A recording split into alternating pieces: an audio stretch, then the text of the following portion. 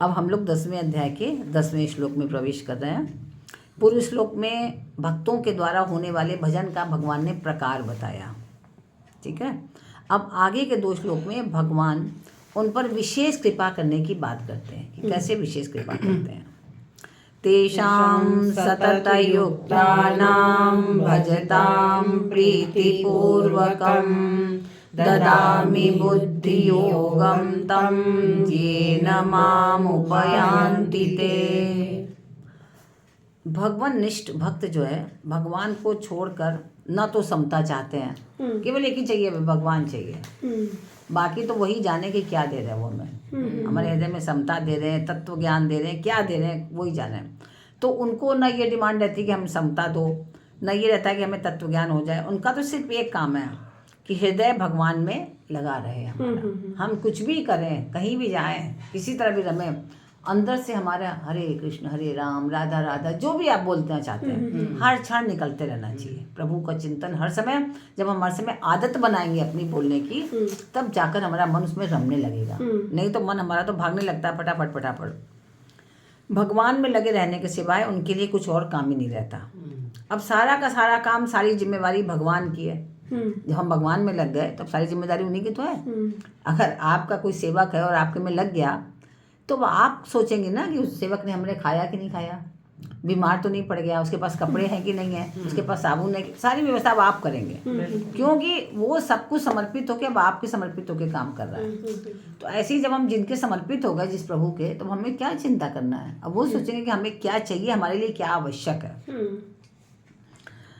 तो इसलिए भगवान यहाँ उन भक्तों को समता और तत्व ज्ञान देने की बात कह रहे हैं। तेषाम सतत युक्ता नाम, भगवान ने 9वें श्लोक में अभी हम लोगों ने जो पढ़ा कि जो भगवान में चित्त और प्राण वाले हैं, भगवान के गुण प्रभाव लीला रहस्य आदि को आपस में एक दूसरे को बताते हुए तथा भगवान के नाम गुणों का कथन करते हुए नित्य निरंतर भगवान में ही संतुष्ट रहते हैं और भगवान से ही प्रेम करते हैं।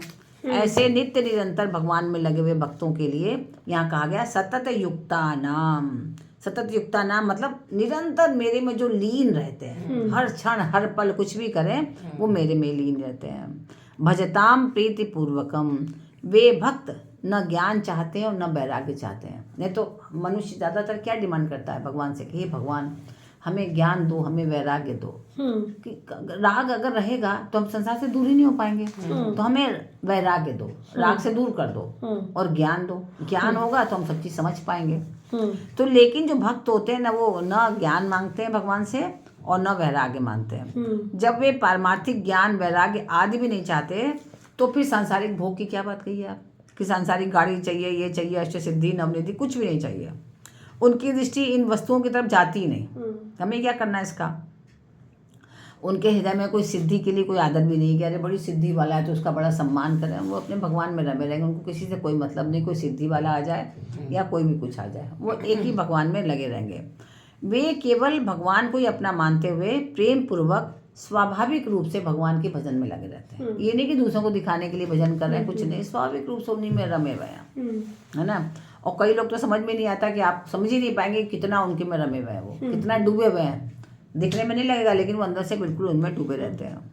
उनका किसी भी वस्तु व्यक्ति आदि से किसी तरह का कोई संबंध नहीं रहता और उनका भजन भक्ति यही है कि हरदम भगवान में लगे रहना, जैसे भी हो वैसे भगवान में लगे रहें। और भगवान की प्रीति में वे इतने मस्त रहते हैं कि अगर सपने भी देखते हैं सोए हुए ना तो भगवान के सपने देखते हैं, और उठते भी हैं तो भगवान के सपने देखते हुए और उनका ही भजन गाते हुए उठते हैं।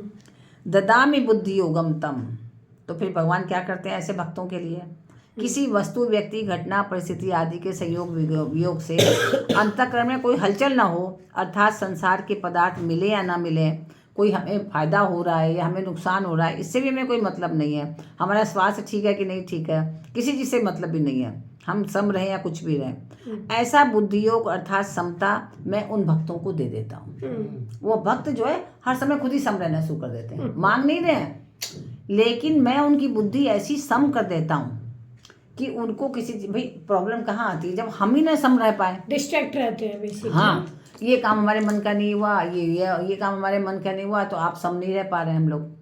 तो भगवान क्या करते हैं, उनको ऐसी समता वाली बुद्धि दे देते हैं कि उनमें, उनके हृदय में कोई दूसरी भाव पैदा ही नहीं होता है, और अपने में न्यूट्रल रहते हैं, आनंदित रहते हैं हर चीज़ में से। जो हो रहा है ठीक है, बहुत अच्छी बात है, बहुत सुंदर बात है, कितनी अच्छी बात है कि जब हम भगवान के समर्पित हो गए तो भगवान स्वयं हमें करें, ददामि बुद्धि योगम तम, मैं ऐसा बुद्धि योग उसको दे देता हूँ कि जिससे वो सम रहना शुरू कर देता है। और ददामी का मतलब है कि बुद्धि योग को अपना नहीं मानते, प्रत्युत भगवान का दिया हुआ ही मानते हैं वो, ये भगवान का ही दिया हुआ है। इसलिए बुद्धि योग को लेकर उनको अपने में कोई विशेषता नहीं मालूम पड़ती कि हम सम हुए हैं। नहीं भाई, भगवान की कृपा है, इसलिए हम सम रह पा रहे हैं। अगर उनकी कृपा ना हो तो हम सम भी नहीं रह पाए, तो ये उनकी कृपा है। तो मैं उनको वह बुद्धि योग देता हूँ जिस बुद्धि योग से वो मेरे को प्राप्त कर सके, ये भगवान कह रहे हैं। माम उपयांति ते, जब वे भगवान में ही चित्त और प्राण वाले हो गए हैं और भगवान में ही संतुष्ट रहते हैं, भगवान से ही प्रेम करते हैं, तब उनके लिए अब भगवान को प्राप्त करने के अलावा क्या रहा शेष? कुछ भी शेष नहीं रहा। तो ऐसे जो भक्त होते हैं वो मेरे को प्राप्त हो जाते हैं।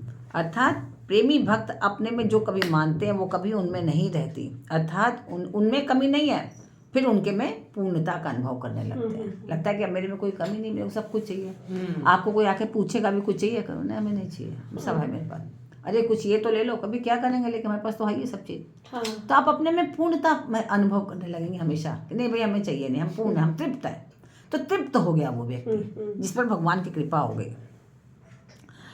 तो अब भगवान क्या कहते हैं कि जब तक राग द्वेष है हमारे अंदर, जब तक विषमता है, किसी के प्रति राग, किसी के प्रति द्वेष, आसक्ति, अहंकार, और तब तक हमें क्या होता है, केवल संसारी दिखता है।